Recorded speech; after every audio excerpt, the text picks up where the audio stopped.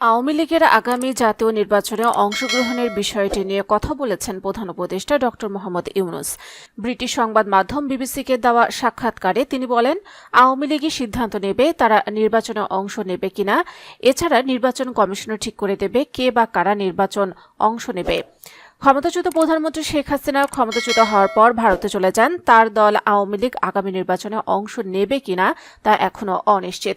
বাংলাদেশের আদালত তাকে মানবতা বিরোধী অপরাধের অভিযোগে অভিযুক্ত করেছে। এই বিষয়ে ড ইউনূস বলেন, তারাই সিদ্ধান্ত নেবে তারা নির্বাচনে অংশ নেবেন কিনা। আমি তো তাদের হয়ে এই সিদ্ধান্ত নিতে পারি না। নির্বাচনে কে অংশ নেবে তা নির্বাচন কমিশন ঠিক করবে। শেখ হাসিনার কঠোর শাসনের শিকার ব্যক্তিরা এখনো ক্ষুব্ধ। সাম্প্রতিক মাসগুলোতে হাজারো বিক্ষোভকারী রাস্তায় নেমেছে। তার শাসনামলে ছাত্র বিক্ষোভকারীদের দমন পীড়নের জন্য তাকে বিচারের আওতায় আনার দাবি জানাচ্ছে। বাংলাদেশের আদালত তার বিরুদ্ধে গ্রেফতারি পরোয়ানা জারি করেছে। তবে ভারত এখনো এ বিষয়ে কোনো সিদ্ধান্ত জানায়নি। এদিকে ড ইউনূসের নেতৃত্বে আওয়ামী লীগ নেতাকর্মীদের নিরাপত্তা নিয়েও প্রশ্ন উঠেছে।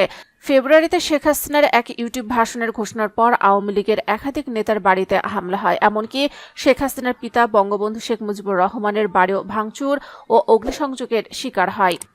সামাজিক যোগাযোগ মাধ্যমে শেয়ার করা এক পোস্টে আওয়ামী লীগ অভিযোগ করেছে, অন্তর্বর্তী সরকার এই সহিংসতাকে ন্যায়সঙ্গত বলে উপস্থাপন করছে।